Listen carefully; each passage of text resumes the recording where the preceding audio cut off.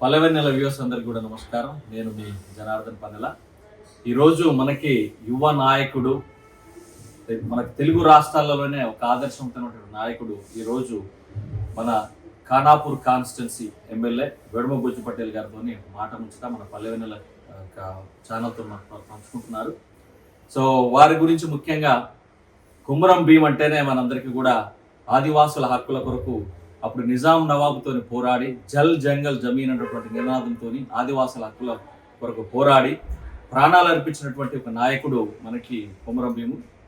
వారి యొక్క ఆశయాలను, వారి యొక్క సిద్ధాంతాలను బలంగా నమ్మి ఈరోజు కాంగ్రెస్ పార్టీలో ముఖ్యంగా 30 సంవత్సరాల తర్వాత ఒక ఆదివాసి బిడ్డ ఖానాపూర్ కాన్స్టిట్యున్సీలో ఎమ్మెల్యేగా నిజంగా మనకి ముందుకు రావడం అనేది, సో అలాంటి నాయకుడు ఈరోజు మనకి పల్లెవెన్నెల కార్యక్రమాల ఛానల్తోని వారి యొక్క జీవిత విశేషాలు, అట్లానే విద్యాభ్యాసం కానివ్వండి, అండ్ తర్వాత వాళ్ళ రాజకీయాల్లో వారు చేస్తున్నటువంటి సేవల గురించి ఈరోజు మన పల్లెవెన్నెల కార్యక్రమం ఛానల్తో పంచుకుంటా ఉన్నారు. వెడుమ బుజ్జి పటేల్ గారు నమస్కారం సార్. నమస్తే. ఈరోజు మా పల్లెవెన్నెల ఛానల్కి మీరు సమయం ఇచ్చినందుకు మీకు ప్రత్యేకమైన ధన్యవాదాలు. సో మా పల్లెవెన్నెల ఛానల్తో పంచుకున్న ముందు ఒకసారి మీ కుటుంబ నేపథ్యం సార్, మీ కుటుంబం గురించి మీరు మా పల్లెవెన్నెల వ్యూవర్స్ పంచుకోండి. నా కుటుంబ నేపథ్యం, నేను పుట్టింది పెరిగింది ఆదిలాబాద్ జిల్లా ఉట్నూరు మండలం గన్పూర్ గ్రామ పంచాయతీ కల్లూరుగూడ, ఒక చిన్న పల్లెటూరు, ఒక 30 గుడిసెల నుండి గ్రామంలో నేను పుట్టిన వ్యక్తిని. వాస్తవంగా మా అమ్మ నాన్న వ్యవసాయ పనులు చేస్తుంటారు. వ్యవసాయం అంటే కూడా మామూలుగా మాకు భూమి కూడా పెద్దగా లేదు. 1 ఎకరం 34 గుంటల భూమి మాత్రమే మా కుటుంబానికి ఉన్నది. మా నాన్న మా అమ్మ ఇద్దరు కూడా ఒకవైపు ఉన్నటువంటి భూమిని వ్యవసాయం చేసుకుంటూ మరోవైపు కూలి పనులు చేస్తూ నన్ను చదివించడం అనేది జరిగింది. మేమందరం కూడా అన్నదమ్ములం, ఒక 4 చెల్లెలు, నాకు ఇది ఇద్దరు, మొత్తం 7 మేమంతా కూడా. మేము అన్నదమ్ములు 3, 4 చెల్లెలు. మరి అందరికంటే పెద్దవాడిని నేనే. మరి ఆ రోజుల నుంచి కూడా మనం వాస్తవంగా మామూలు పూరి గుడిసె అంటే గడ్డి గుడిసెతో ఉండే వ్యక్తులు మేము. మా గ్రామంలో కూడా అత్యంత మా ఉన్నటువంటి 30 ఇళ్ళలో అతి బీదవాడు ఎవరంటే కేవలం మా కుటుంబమే. మా విడమ పరివారం, మా బాబాయ్ వాళ్ళకి వచ్చి మేమంతా అంటే ఏం భూములు లేనట్టు వాళ్ళం. కేవలం మామూలు ఇట్లాంటి ఏదో కూలికి వెళ్తే పనిచేయడం. నేను కూడా చిన్నప్పుడు పత్తి ఏరడానికి వెళ్ళడం కావచ్చు, అదేవిధంగా ఉపాధి హామీ పనులకు వెళ్ళడం కావచ్చు, అదేవిధంగా మేకలు మేపడం కావచ్చు. ఆ క్రమంలో చదువుకునే క్రమంలో కూడా చేసేవాడిని. వాస్తవంగా అట్లా చేసే క్రమంలో మా అమ్మ నాన్న కూడా ప్రత్యేకించి నన్ను ఆశ్రమ పాఠశాలలో వేసి ప్రకృతిని నమ్ముకున్నారు అక్కడంతా. 100% అన్న, వేరేది ఏం లేదు. కేవలం ప్రకృతిని డిపెండ్ అయ్యి జీవించిన వాళ్ళం. మాకేదో ఉన్నత కుటుంబం కాదు, ఇంకేది కూడా కాదు. అలా క్రమంలో మేము అక్కడ ఉన్న క్రమంలో మరి ప్రత్యేకించి చదువు విషయం అన్నలు ఆ రోజుల్లో నన్ను ప్రోత్సహించి మరి ఎడ్యుకేషన్ వైపు నేను రావడం జరిగింది. వాస్తవంగా 3rd క్లాస్ నుంచి కూడా మొత్తం డిగ్రీ PEN వరకు కూడా మొత్తం గవర్నమెంట్ పాఠశాలలో చదువుకున్న వ్యక్తిని. ప్రాథమిక విద్య అంతా కూడా ఉట్నూరు ప్రాంతంలోనే. ఆ ఉట్నూరు ఆశ్రమం ST boys hostel Utnoor 3rd to 7th అన్న. దాని తర్వాత 8 నుంచి 10 వరకు ఆశ్రమ హై స్కూల్ మానకపూర్ నార్నూర్ మండలంలో చేసిన. తర్వాత ఇంటర్ ఏమో రెసిడెన్షియల్ కాలేజు ఆదిలాబాద్లో చేయడం అనేది జరిగింది. దాని తర్వాత మెన్స్ డిగ్రీ కాలేజ్ ఆదిలాబాద్లో డిగ్రీ చేయడం అనేది జరిగింది. నా డిగ్రీ 2009లో కంప్లీట్ అయింది. దాని తర్వాత 2 years డ్రాఫ్ట్మెన్ సివిల్ ఇంజనీరింగ్ చేసిన ఉట్నూరు ITIలో. అది చేసిన తర్వాత మళ్ళీ సరే బీఈడి వైపు వెళ్దాం, ఏదంటే ఉపాధి కావాలి, కుటుంబం పోషణ బాగా కష్టమైతే కదా అనుకున్న తర్వాత బీఈడి చేయడం అనేది జరిగింది. బీఈడి సాహిత్య కాలేజ్ ఆఫ్ జనగాంలో చేసిన. నిజంగా బీఈడి దానికంటే ముందు డిగ్రీ చేసేటప్పుడు కూడా ఫైనాన్షియల్ క్రైసిస్ చాలా ఘోరం అన్న. ఇంటర్ చేసేటప్పుడు కూడా ఆ రోజు కాస్మెటిక్స్ అనే డబ్బులు ఇచ్చేవాళ్ళు. వాస్తవంగా మేము ఇంటికి రావాలన్న డబ్బులు ఇచ్చేవాళ్ళు, ఇంటికి పోయి రావడానికి బస్ డబ్బులు అవన్నీ ఇచ్చారు. అది ఇంటర్ కామన్ కాస్ట్ ఉండే. కానీ డిగ్రీలో పోయాక ఇంకా ఫైనాన్షియల్ క్రైసిస్ చాలా ఎక్కువగా ఉంటుండే. ఉండేటప్పుడు కూడా నేను ఆ డిగ్రీ చేసేటప్పుడు కూడా ఎక్కడ అంటే హాస్టల్ కాకుండా మీరు బయట ఉండి, అంటే మనకు డిగ్రీ హాస్టల్ ఉండే, మా హాస్టల్ ఉండే ఎస్టీ బాయ్స్ హాస్టల్ అని ఒక హాస్టల్ ఉండే. కానీ మెన్స్ డిగ్రీ కాలేజ్ ఉంది. హాస్టల్ ఒక చోట హాస్టల్, దానికి స్పెసిఫిక్ పెద్దగా అంటే మనకు స్కాలర్షిప్ తోటి హాస్టల్ నడిచేది. ఆ టైంలో కూడా మన వాస్తవంగా డబ్బుల క్రైసిస్ ఉన్నప్పుడు కూడా డైలీ మార్నింగ్ పేపర్ ఇస్తుండే, ఈనాడు పేపర్ బాగా పనిచేసింది. అంటే నా ఆర్థిక పరిస్థితులను బట్టి.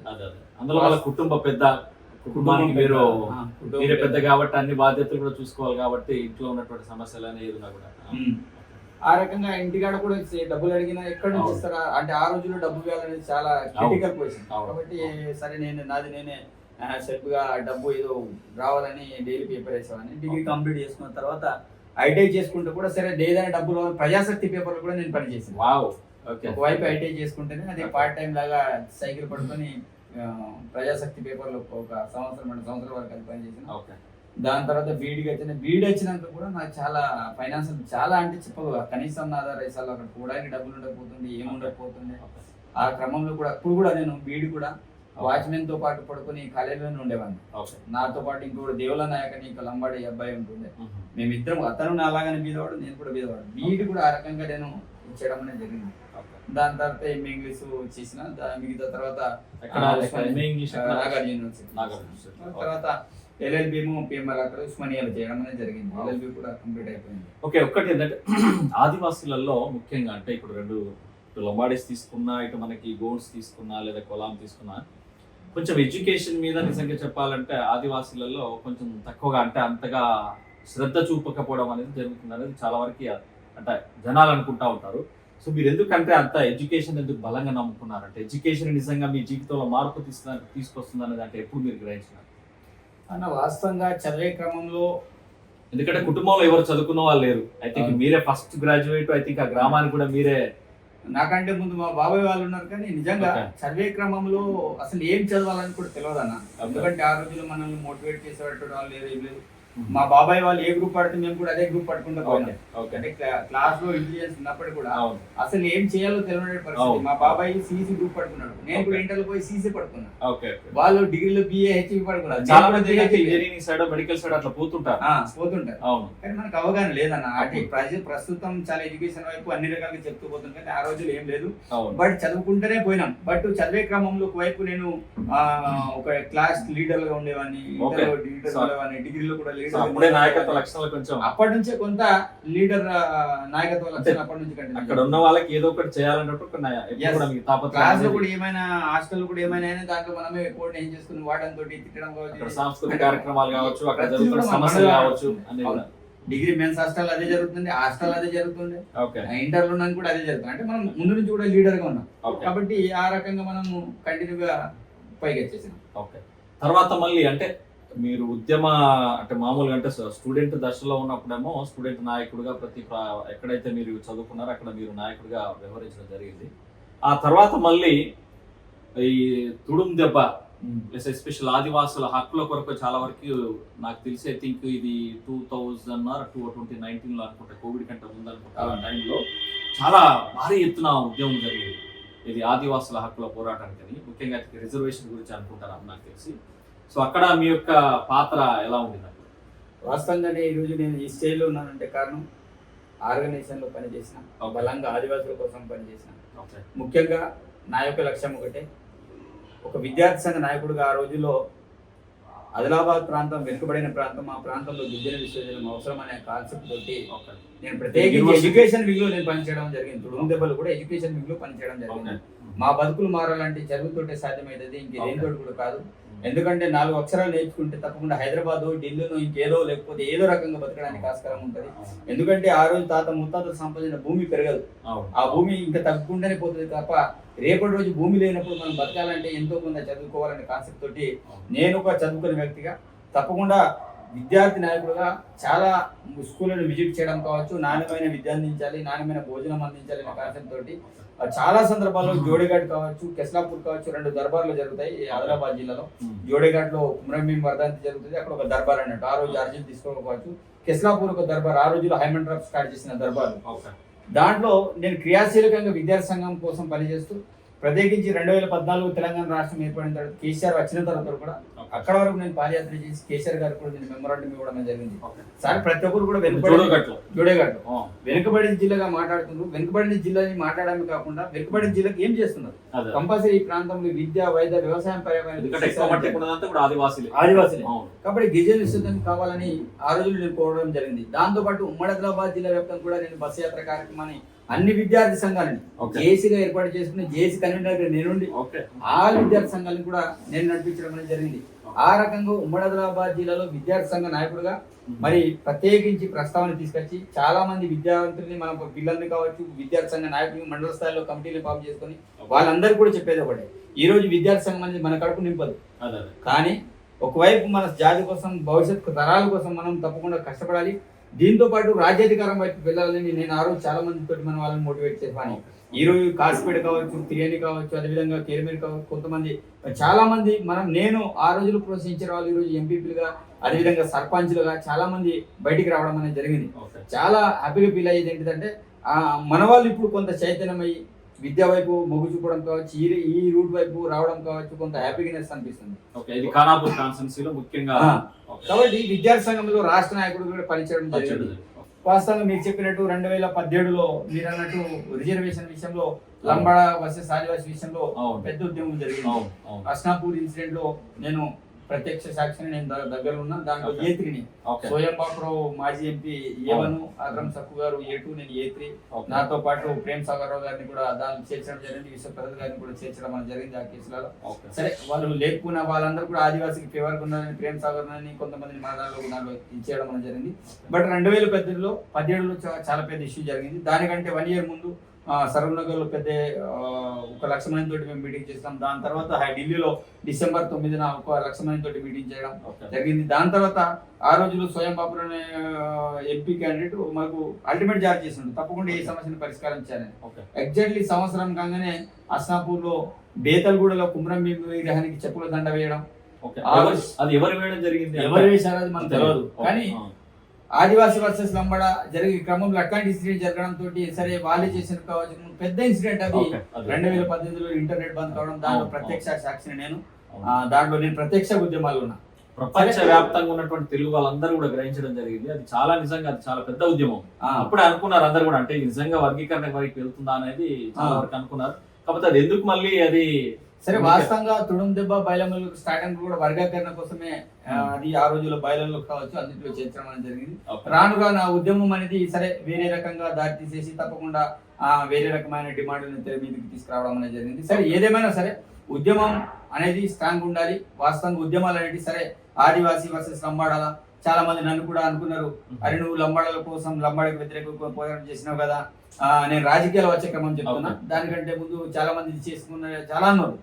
నేను ఒకటే అన్నా, బాబాసాహెబ్ అంబేద్కర్ గారు దేశానికి ఒక మీడియా మిత్రుడు మీలాగని అడిగినప్పుడు బాబాసాహెబ్ అంబేద్కర్ మిత్రుడు అడుగుతాడు, దేశానికి సమస్య వస్తే నీ జాతికి సమస్య వస్తుంది, నువ్వు ఎటువైపు ఉంటావు అని అడిగినప్పుడు బాబాసాహెబ్ అంబేద్కర్ చెప్పే మాట ఏంటిదంటే నా జాతి పక్షాన ఉంటుందని మాట్లాడతాడు. ఈ రోజు ఆదివాసీ వర్సెస్ లంబాడ ఉద్యమంలో నేను నా జాతి పక్షాన ఉన్న తప్ప లంబాడకి వ్యతిరేక వ్యక్తిని కాదు. అది చాలా స్పష్టంగా చాలా వరకు ఏంటంటే ముఖ్యంగా ఊటూరు ప్రాంతం కానీ ఖానాపూర్ కాన్స్టిట్యూన్సీ లో ఆదివాసులది చాలా వరకు అంటే దాదాపు 30 సంవత్సరాల కోటాక్ భీమరావు తర్వాతనే ఇప్పుడు ఆ తర్వాత 30 సంవత్సరాల తర్వాత ఐ థింక్ యువ ఎమ్మెల్యే మీరు ఒక ఆదివాసి బిడ్డగా ఇవాళ ఎమ్మెల్యేగా అంటే ఐ థింక్ దాదాపు అయితే 6 టర్ముల తర్వాత. సో దీన్ని బట్టి మనకి అర్థం అవుతా ఉంది అక్కడ ఆ రకంగా అనుకున్నారు. బట్ సరే నేనేమంటుంది దానికంటే విద్యార్థి నాయకుడుగా పనిచేసిన తప్ప ఈ రోజు ప్రతి ఒక్క సామాజిక వర్గం మన ప్రాంతంలో కావాలని అందరినీ కలుపుకుని పోయిన తప్ప ఎవరికో వ్యతిరేకంగా ఏదో కాదు. సరే నిజంగానే అన్నదమ్ములు మన కుటుంబానికి ఇంకో కుటుంబానికి గొడవ జరిగినప్పుడే మనం ఏ కుటుంబం వైపు ఉండాలి, మన కుటుంబం వైపు ఉంటాయి, అదే తప్ప వేరే ఉద్దేశం అని కాదు. ఆ రోజులు కూడా ఆ రకంగా నా మీద అనేక రకంగా బుద్ధి చల్లడానికి ప్రయత్నం చేయడం జరిగింది. వాస్తవంగా విద్యార్థి నాయకుడు వచ్చిన తర్వాత సరే ఉద్యమాన్ని కేసీఆర్ అంచివేసిన తర్వాత నేను పేసా కోఆర్డినేటర్ ఐడీడీలో జాయిన్ కావడం అనేది జరిగింది. దాంట్లో గౌరవ వేతనం కింద మనకు కొంత శాలరీ ఇస్తుండే, వెహికల్ అలవెన్స్ కావచ్చు ఆ రకంగా ఇస్తుండే. దాని తర్వాత అక్కడ కూడా కొంత ప్రాబ్లమ్స్ వస్తుండే. అదే ఉద్యమ నాయకుడు కూడా యాటిట్యూడ్ ఏముంటది అంటే ఎవడో కింద మనం పనిచేయడం ఏంటిది, మనం ఉద్యమకారులం కదా, ఆ యొక్క సమస్యల పైన పోరాడే ఎవరు కింద పనిచేయడం ఇష్టం ఉండదు. అదే క్రమంలో నేనేమనుకున్నా సరే రాజకీయాల వైపు మనం అడుగుద్దామని అనుకున్నాం. దాని తర్వాత ఉద్యోగానికి రాజీనామా చేసి కాంగ్రెస్ పార్టీలో జాయిన్ కావడం అనేది జరిగింది. ఎప్పుడు జాయిన్ అయ్యారు కాంగ్రెస్ పార్టీలో? నేను ఆగస్టు 3 తారీఖు నాడు నేను జాయిన్ కావడం అనేది జరిగింది అన్న. వాస్తవంగా 1 తారీఖు నాడు నేను పేస కోఆర్డినేటర్ రాజీనామా చేసి 2 తారీఖు అంటే దానికంటే ముందు రాజీనామా చేయకంటే ముందు ముఖ్యమంత్రి రేవంత్ రెడ్డి గారిని ఆ రోజు పిసిసి అధ్యక్షుడు తనని కలిసిన. మరి దీంట్లో కలిసిన తర్వాత అనుకున్నది ఇతరేంటి సరే వాస్తవంగా నేను ఎమ్మెల్యే అయితే కాన్సెప్ట్ నేను రాజకీయాలకు రాలే, కానీ ఏదో ఒక పార్టీలో కార్యకర్తగా జాయిన్ కావాలి. ఎందుకంటే మీరు ఆదిలాబాద్ అంటే మన ఉమ్మడి ఆదిలాబాద్ జిల్లా కావచ్చు లేదా ఖానాపూర్ కాన్స్టిట్యూన్సీ కానీ కాంగ్రెస్ పార్టీలో ఏమైనా పదవులు అనుభవించినటువంటి సందర్భాలు ఉన్నాయనా అంటే వాస్తవంగా దానికంటే ముందు నేను పార్టీలో జాయిన్ కాకంటే ముందు వాస్తవంగా పదవి రాజీనామా చేసి మనం పార్టీలో ఇంద్రవెల్లి దళితుల కార్యక్రమాన్ని ఏర్పాటు చేయడం అనేది జరిగింది. సరే, నేను జాయిన్ అయ్యే క్రమంలో కూడా స్పెసిఫిక్ నాకు కానాపూర్లో టికెట్ ఇవ్వాలని ఇంకా జాయిన్ కాన్సెప్ట్ నేను జాయిన్ కాలేదు. బట్ పార్టీలో చేరి మనం ఏదో పార్టీ అవకాశాలు ఇస్తే అది సర్పంచే కావచ్చు, లేకపోతే ఎంపీటీసీ కావచ్చు, జడ్పీటీ ఏదైనా పార్టీలో లైన్లో ఉండాలి, పార్టీలో పనిచేయాలి. ఉద్యమం చేయడానికి లేదు బయట. కేసీఆర్ అనే విషయం అందరికి తెలుసు. ఈ రోజు అదిలో హైదరాబాద్ లో వాళ్ళందరినీ కూడా గతం చేసింది. ఏ ఉద్యమం అంటే కనీసం ధర్నా కావచ్చు, రాస్తారకు చేయడానికి కూడా ఆస్కారం లేకుండా పోయింది. ఈ అణచివేతతోటే మనం సరే కుటుంబ పోషణ కోసం ఉద్యోగం వైపు వెళ్ళినాం. ఉద్యోగంలో చేయడానికి సరైన మనకు అది సాటిస్ఫాక్షన్ లేనప్పుడు మళ్ళీ కాదు రాజకీయం వైపు వెళ్ళాలనుకున్నాం. రాజకీయాల్లో వచ్చిన తర్వాత నేను 3 జాయిన్ అయిన తర్వాత రేవంత్ అన్న ఇంద్రవెల్లి దళిత దండోర కార్యక్రమాన్ని ఏర్పాటు ప్రస్తావన కాదు, దానికంటే ముందు పరిచయం అయినా జైనింగ్ అయినా నా జైనింగ్ కూడా పెద్ద ఎత్తున జరిగింది. మన గాంధీ భవన్ లో పెద్ద ఎత్తున జైనింగ్ కార్యక్రమం చేశారు. దాంట్లో ఆ అతీరత మహారథులందరూ కూడా చాలా మంది నా జైనింగ్ లో చాలా మంది తోటి జైనింగ్ కావడం అనేది జరిగింది. చాలా మంది పెద్ద నాయకులు పార్టిసిపేట్ చేయడం అనేది జరిగింది. నాకు కడుపు నిండా సాటిస్ఫాక్షన్ అనిపించింది. అరే, ఒక చిన్న వ్యక్తిని ఈ స్థాయిలో జైనింగ్ కావడం, చిన్న వయసులోనే నెక్స్ట్ 5 రోజుల్లోనే అక్కడ కార్యక్రమం. మీరు ఆ ప్రాంతంలో అందరినీ ఆదివాసులు ఆ ప్రాంతంలో ఆదివాసులందరినీ కూడా ఆ కార్యక్రమానికి రావడానికి పెద్ద ఎత్తున మోటివేట్ చేయడం అనేది జరిగింది. నాతో పాటు సీతక్క గారు ఆ ప్రాంతంలో తిరగడం, మేమంతా కలిసి కోఆర్డినేట్ చేయడం చేసి ప్రత్యేకించి ఇంద్రవెల్లి మీటింగ్ లోటి విడవంబోజ్ అనేవాడు ఆ రోజు అదే అంత చిన్న పిల్లగాడిని పిసిసి ప్రెసిడెంట్ ఆ రోజులో సీఎం గారు అంతా పట్టుకొని ఎందుకు వెళ్తుండే, నేను వెనక పోయినా నన్ను పట్టుకొని లాగి ముందుకు తీసుకెళ్ళడం, దగ్గర తీసుకోవడం, నేను దూరం ఉన్న దగ్గర పిలిపించుకొని అది డమరుకాని కొట్టిపించడం. అంటే అతను ఎవడు అంత చిన్న పిల్లవాడిని అతను ఎందుకు రేవంత్ రెడ్డి గారు దగ్గర తీసుకుంటారని ఆ రకమైన చర్చ జరిగింది. అంటే ఆ రోజుల్లోనే విడవంబోజ్ అనేవాడు అందరికీ తెలంగాణ రాష్ట్ర వ్యాప్తంగా ప్రజలందరూ కూడా ఆ రోజు తెలవడం అనేది జరిగింది. అప్పటి నుంచి అయితే మొదలుకుంటేనా 2 ఇయర్స్ నాకు టైం ఉండే. 2 ఇయర్స్ కేవలం పార్టీ కార్యకర్తగానే పనిచేయడం జరిగింది. నేను పని చేసే పనిని బట్టి ఈరోజు మీ ఏం పదవులు అనుభవించిన నాకు అక్కడ ఆదిలాబాద్ జిల్లాలో కాంగ్రెస్ పార్టీ వర్కింగ్ ప్రెసిడెంట్ గా అవకాశం కల్పించారు. నేను ఆ పదవి కావాలని నేను అడగలే, కానీ అది ఇచ్చారు. మీ అంకిత భావం చేస్తున్నటువంటి ప్రజా సమస్యల పోరాటం కావచ్చు అన్నింటిని చూసి కూడా మీకు అక్కడ వర్కింగ్ ప్రెసిడెంట్ ఇచ్చింది. అది 6 నెలలు కాకంటే ముందు నాకు పిసిసి డెలిగేట్ గా ఇచ్చింది. పిసిసి డెలిగేట్ 6 నెలలు కాకంటే ముందు పిసిసి జనరల్ సెక్రటరీగా ఇచ్చారు. అంటే ఈ పదవులు వచ్చే క్రమంలో మనకు కూడా కాన్ఫిడెన్స్ వచ్చింది. మనకు రేవంత్ అన్న మనల్ని ఎంకరేజ్మెంట్ చేస్తుండ్రు అంటే మన వైపు దృష్టి సారిస్తుంది, మనం పని చేస్తున్నాం కాబట్టి అనే కాన్సెప్ట్ తోటి అనుకున్నాం అదే టికెట్ మన కోసమే వచ్చేటట్టు ఆస్కారం ఉంటుందని చెప్పిన. నాతో పాటు అన్న మినిమం 10-15 మంది పోటీలు ఉన్నారు. ఆర్థికంగా బలంగా చాలా అదే రకంగా నేను పని చేస్తూనే వస్తున్నా. అప్పటికి మళ్ళీ రేఖా నాయక్ మాజీ ఎమ్మెల్యే, తాజా ఎమ్మెల్యే, ఆమె జైనింగ్ అయింది. అయినప్పటికీ కూడా మనం ఒకటే, రేవంత్ అనే రెడ్డి అనే వాడు ఉన్నాడు, తప్పకుండా అతను పిసిసి అతని నాయకత్వంలో పనిచేసినాం. నమ్ముకునే వ్యక్తిని అతను అవకాశం కల్పించాలని కాన్సెప్ట్ కేవలం ఒక కార్యకర్తగా పనిచేసిన. మెంబర్షిప్ డ్రైవ్ పెడితే కూడా దాంట్లో 30,000 ఆదిలాబాద్ పార్లమెంట్ లోనే కాన్స్టిట్యూన్సీ నెంబర్ 1 నేను తీసుకొచ్చిన. మెంబర్షిప్ కూడా అది ఆన్లైన్ మెంబర్షిప్, ఏదో గతంలాగా పుస్తకాలు రాయడం, ఆన్లైన్ మెంబర్షిప్ పోవాలి, దించాలి, అది పెద్ద ప్రాసెస్. అలాంటి ప్రాసెస్ లో 30,000 మెంబర్షిప్ చేయడం అనేది జరిగింది. అన్న ఇప్పుడు రేవంత్ రెడ్డి గారి గురించి ప్రస్తావన తీసుకొచ్చారు కదా, మొన్న అమెరికా పర్యటనలో కానివ్వండి, ఎక్కడ కూడా ఏ సభలో అయినా కూడా నిజంగా ఒక తమ్ముడిలాగా, నా సొంత తమ్ముడు లాగా భావించినటువంటి రేవంత్ రెడ్డి గారు ముఖ్యమంత్రి గారు ఎక్కడ చూసినా మీ ప్రస్తావన ఉంటుంది. మన అమెరికాలో న్యూజెర్సీలో కూడా ఒక వెడమబుజ్జు పటేల్, వాళ్ళ డబుల్ బెడ్రూమ్ లో ఉన్నటువంటి వెడమబుజ్జు పటేల్ ఒక అంటే ఆర్థికంగా బడుగు బలహీన వర్గాల ఒక బిడ్డకి కూడా మేము ఇవాళ కాంగ్రెస్ పార్టీ కూడా ఇవాళ మేము అంటే ఎమ్మెల్యే సీట్ ఇచ్చి ఇవాళ మేము వారిని గెలిపించుకోవడం జరిగింది అనేది ఎప్పుడు కూడా ఎక్కడ చూసినా ప్రస్తావన చేస్తుంటారు కదా. అంటే అన్నగారితో మీకున్నటువంటి సో ఎట్లా ఉంది ఆ అనుబంధం కూడా? అంటే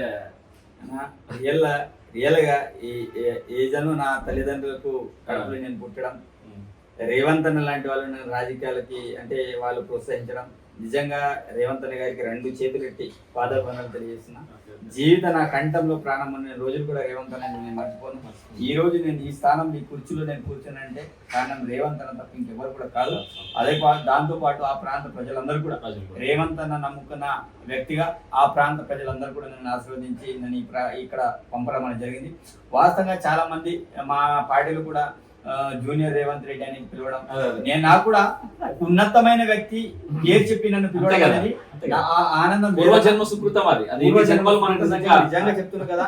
ఈ రోజు చాలా మంది, నేను ఒక రోజు చెప్తున్న సందర్భం, ఇక్కడ నుంచి నేను కాన్స్టిట్యూన్సీకి వెళ్తున్న క్రమంలో ఆరాధ్య హోటల్ అని అక్కడ కూర్చొని ఇక సరే మామూలుగా నేను ఉంటే ఎవరు కూడా అడగరు, అవును. నా వెనుక గన్మెన్లు ఉంటారు కదా. అవును. చూసేసి ఒక ఆవిడ వచ్చి అడుగుతుంది, మీరు కొండల రెడ్డి అని అడుగుతుంది. ఆ, ఆ, ఆ. ఇక్కడ ఒక తమ్ముడు. రేవంత్ అన్న అదే. తమ్ముడు కొండల అవును. రెడ్డి అని అట్లా అడుగుతుంది. తర్వాత లేదమ్మా, జగదీష్ జగదీష్ రెడ్డి ఉంటాడు. అయితే నేనన్నా లేదు నేను ఖానాపూర్ ఎమ్మెల్యే. ఆ. ఓహో మీరే నా ఖానాపూర్ ఎమ్మెల్యే, అచ్చా. సేమ్ రేవంత్ అన్న తమ్ముడు లాగా. అంటే ఉమ్. నిజంగా నేను కూడా ఎంత హ్యాపీగా ఫీల్ అవుతున్నానంటే, ఒక రేవంత్ అన్న తమ్ముడు లాగా చాలా మంది అనడం, మా ఇన్ఛార్జ్ మేడం కూడా దీపదాస్ నుంచి కూడా చోటా రేవంత్ అని చెప్పడం, గతంలో ఉన్నట్టు ఇన్ఛార్జ్ నదీమ్ అని ఉండే అతను కూడా క్యా చోటా రేవంత్ అని చాలా మంది మన దాంట్లో చాలా మంది. అంటే నాకు నేను గొప్ప చెప్పడం కాదు, చాలా వాళ్ళు అనుకుంటే నాకు కూడా సాటిస్ఫాక్షన్ అనిపించింది. అంటే ఒక పెద్ద మనిషిని నన్ను పోల్చి చెప్పడం, అరే అతను లాగా ఉండడం నాకు మళ్ళీ వారి విజన్ అండ్ మిషన్ కూడా మీరు అంత అంకిత భావంతో తీసుకెళ్తున్నారు కాబట్టి వారి గుండెల్లో మీరు అమెరికాలో వచ్చి చెప్పడం అయితే నేనైతే ఎంత హ్యాపీగా ఫీల్ అయినంటే చెప్తున్నా కదా. సరే మా రేవంత్ అన్న లేపడం తోటి కొంతమంది నన్ను కూడా ఒక రకంగా చూసే వాళ్ళు కూడా కొంతమంది ఉన్నారు. అంటే ఒక ముఖ్యమంత్రి ఒక బీదవాడిని నిజంగా ఈ రోజు రాజకీయాలన్నా డబ్బుతో ముడిపడుకుని ఉన్నాయి. డబ్బు లేనిది మనం రాజకీయం చేయలేము. కానీ ఈ రోజు వెడమ బుజ్జి అనే వ్యక్తి దగ్గర తిప్పి కొడితే ₹1,00,000 లేవాలి. నేను ఆ 2 సంవత్సరాల కాలంలో, అంటే 2 సంవత్సరాల కంటే ముందు సరే మామూలు కార్యకర్తకు పనిచేసాను. ఎలక్షన్ దగ్గర వచ్చి కొద్దిగా మనకు కొద్ది కాన్ఫిడెన్స్ వచ్చినప్పుడు సరే మనకి టికెట్ వస్తుంది కాన్సెప్ట్ తోటి చాలా మంది దగ్గర చందాలు వసూలు చేసుకున్నాను. చందాలు వసూలు చేసుకొని మరి పార్టీ కోసం నేను కష్టపడడం అనేది జరిగింది. ఈ క్రమంలో ఒక బీదవానికి రూపాయి డబ్బు లేనోడికి, ఒక ఇంద్రమ్మ ఇంట్లో ఉండే బిడ్డకి రేవంత్ అన్న టికెట్ ఇవ్వడం ఆషామాషి కాదు. దీంట్లో ఎన్నో అడ్డంకులు వచ్చినాయి, ఎన్నో ప్రయత్నం చేసిండ్రు. మేము కొన్ని కోట్లు డబ్బులు ఇస్తామని రేవంత్ అన్న మీద బదనాం చేసిండ్రు. రేవంత్ రెడ్డి అనేవాడు మొత్తం టికెట్లను నమ్ముకుంటుండు, ఇది చేస్తుండు అది చేస్తుండు విచ్చలవిడిగా మాట్లాడుకుంటారు. మరి బెడమూజీ దగ్గర ఏ డబ్బులు ఉన్నాయని, ఎక్కడ టికెట్. నేను ఏమంటున్నా, రేవంత్ అన్న చేపట్టి ఈరోజు ఖానాపూర్లో నేను ఎమ్మెల్యే కాగలిగిన రేవంత్ అన్న తోటి నా ప్రయాణం, రేవంత్ అన్న తోటి ఉండడం. నేను చచ్చినా రేవంత్ అన్న కోసం చేస్తా. రేవంత్ అన్న ఏ పని చెప్పినా నేను చేయడానికి సిద్ధంగా ఉంటా తప్ప రేవంత్ అన్నకి యాంటీగా నేను ఏ పరిస్థితులు వెళ్ళే వ్యక్తిని కాదు. నా యొక్క లక్ష్యం ఒకటేనా, నాకు పక్క కాన్స్టిట్యూన్సీతో ఏం సంబంధం ఉండదు. నేను ఆ రోజులు కూడా నా కాన్స్టిట్యూన్సీ నా నియోజకవర్గం, ఈ రోజు ఎమ్మెల్యే అయినాక కూడా నేను నియోజకవర్గం కోసమే పనిచేస్తా. 24/7 అక్కడే ఉంటా. నాకు ప్రజల సమస్యలు నిజంగా ప్రజలకు చేరువై అక్కడ ఉన్నటువంటి సమస్యలు పరిష్కరించడం అనేది రాజకీయ నాయకుడి యొక్క లక్షణం. సో అలాంటిది మీరు నిజంగా ఎప్పుడు కూడా ప్రజలలో ఉంటూ అక్కడ ప్రజా సమస్యలన్నీ కూడా మీరు పరిష్కరిస్తా ఉన్నారు. సో అలానేనా ఇప్పుడు ఖానాపూర్ కాన్స్టిట్యున్సీలో అంటే దాదాపు ఒక 6 దశాబ్దాలుగా నిజంగా ఒక ఆదివాసీ బిడ్డగా నిజంగా అక్కడ లేకపోవడం అనేది కోటానికి దిగిన తర్వాత మీరు వచ్చింది కదా. ఇప్పుడు నిజంగా ప్రధాన సమస్యలు అంటే ఖానాపూర్ కాన్స్టిట్యున్సీలో ఏమున్నాయి, వాటిని ఏ విధంగా ఒక ముఖ్యమంత్రి గారికి నిజంగా ఒక తమ్ముళ్ళలాగా ఉన్నారు కాబట్టి సమస్యలన్నిటి కూడా అంటే ముఖ్యమంత్రి గారి దగ్గరికి తీసుకెళ్ళి ఏ విధంగా అంటే ప్రధాన సమస్యలను అంటే ఏ విధంగా మీరు పరిష్కరిద్దాం అనుకుంటున్నారు ఇప్పుడు ఉన్నటువంటి ఈ సంవత్సరం కావచ్చు, ఈ 2 సంవత్సరాలు కానీ? అన్న వాస్తవంగా నేను ఎలక్షన్ టైంలో కూడా చాలా సమస్యలు, ఎందుకంటే సరే సమస్యల నుంచి నేను పుట్టుకొచ్చిన వ్యక్తిని, సమస్యల గురించి నాకు ముందుకు తెలుసు. ఏ ఊరు ఎక్కడ ఏ సమస్య ఏం రకంగా, ఎందుకంటే బూడిద నుంచి వచ్చే వ్యక్తులు బూడిద యొక్క సమస్య ఏంటో తెలుసు, ఆ మట్టి మాత్రం గురించి మాకు బాగా తెలుసు ఏ రకంగా ఉంటాయని. అయితే సమస్యలు అంటే చాలా ప్రధానమైన సమస్యలు అంటే గ్రామాలన్నింటికి కూడా రహదారులు కావాలన్న, అది ప్రధానమైన సమస్య. నా ఏరియా రోడ్లు కావాలి. టైగర్ జోన్ ఏరియా ఉంది, కనీసం కట్టెలు తీసుకురాని రోడ్డు వేయనియరు, సీసీ రోడ్లు వేయనియరు, అనేక టెక్నికల్ సమస్యలు బాగున్నాయి. కాబట్టి ప్రధానంగా ఆ రోజుల్లో కూడా ముఖ్యంగా 6 గ్యారెంటీల మీద మేము ప్రధానంగా డిమాండ్ పెట్టడం, మనం చేస్తామని చెప్పడం అనేది ప్రభుత్వం 6 పార్టీ నిర్మించిన గ్యారెంటీలు.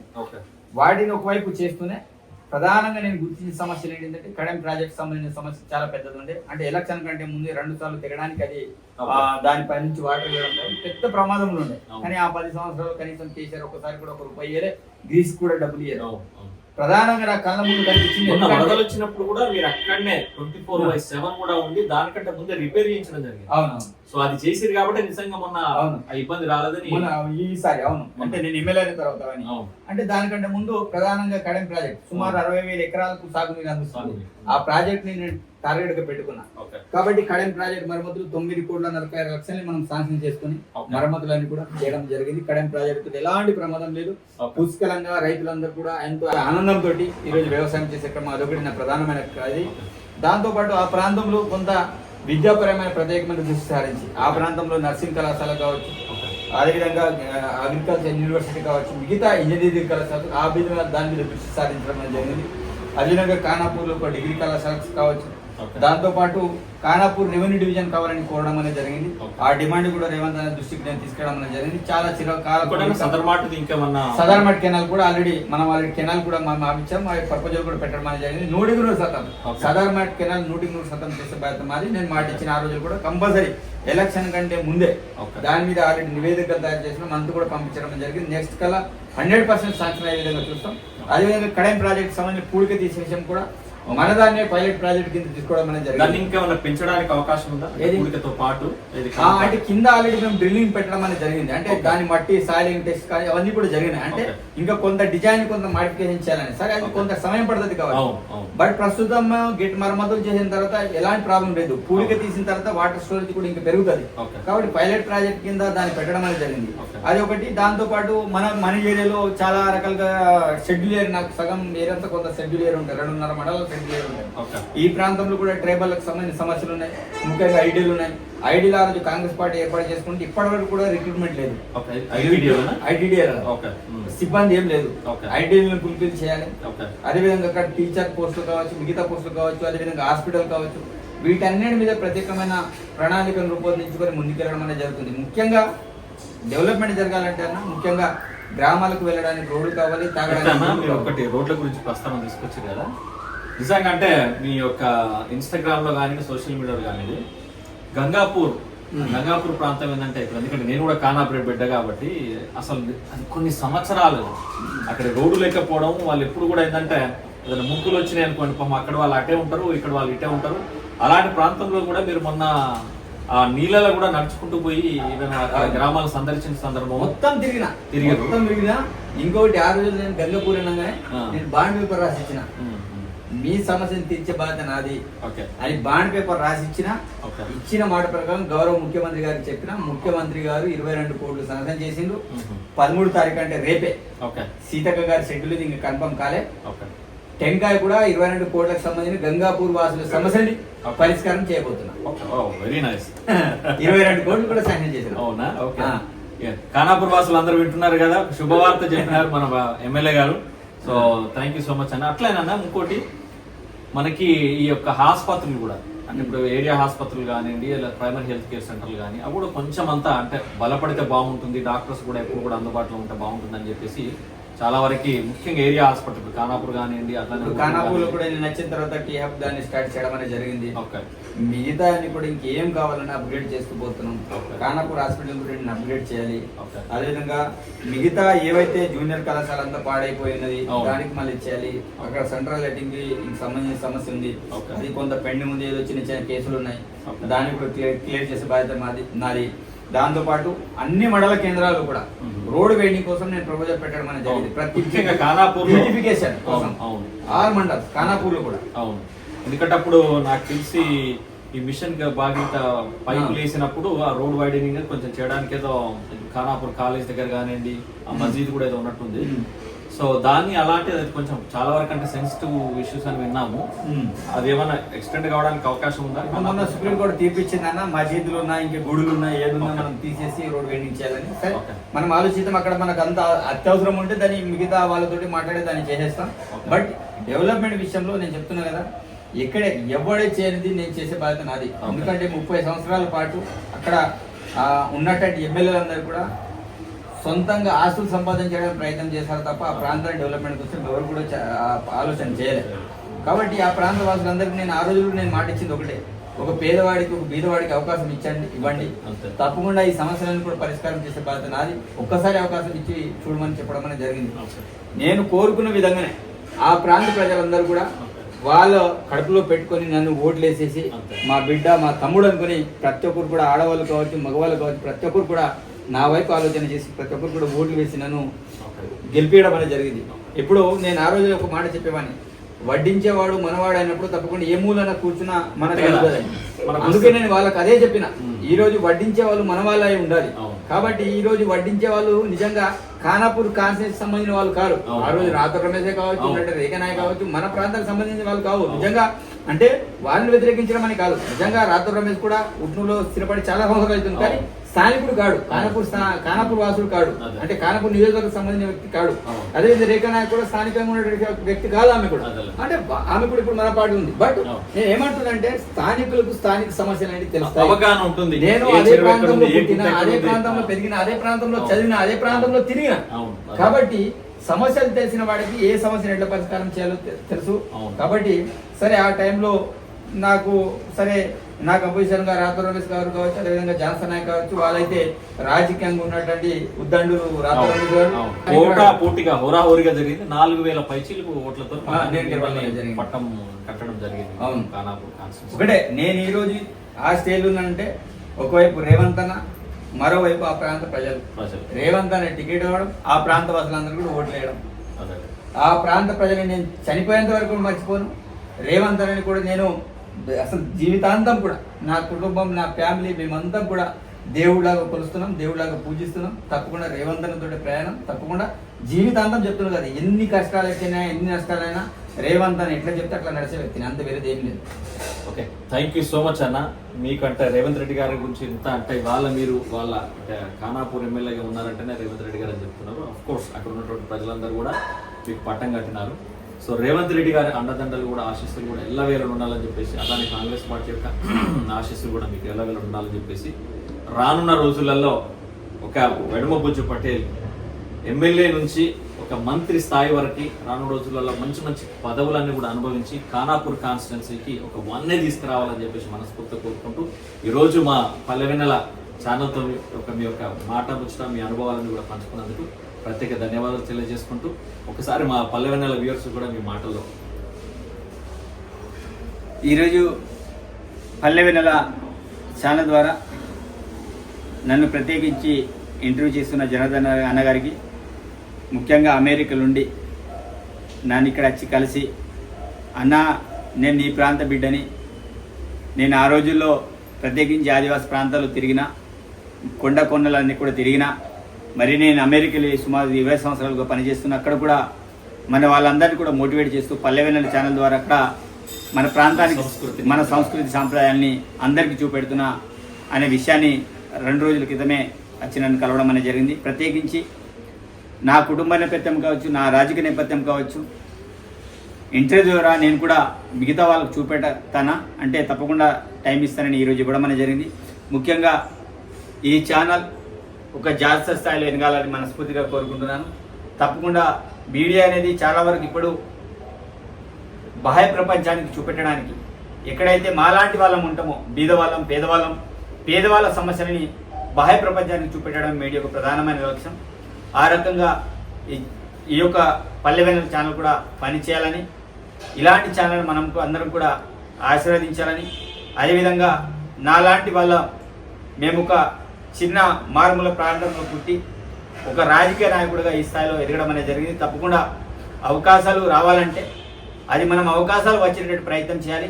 తప్పకుండా ఈ రోజుల్లో రాజకీయాల్లో చాలామంది అనుకునేది ఏంటంటే ఆర్థికంగా బలంగా ఉన్నటువంటి వాళ్ళే రాజకీయం చేయగలుగుతారు, డబ్బున వాడే ఐఏఎస్ ఆఫీసర్లు కాగలుగుతారని చాలామంది నమ్ముతారు. కానీ నేను ఏ రోజు కూడా డబ్బు ఉంటేనే రాజకీయాలు చేయొచ్చు, డబ్బు ఉంటేనే ఐఏఎస్ కావచ్చని కాదు.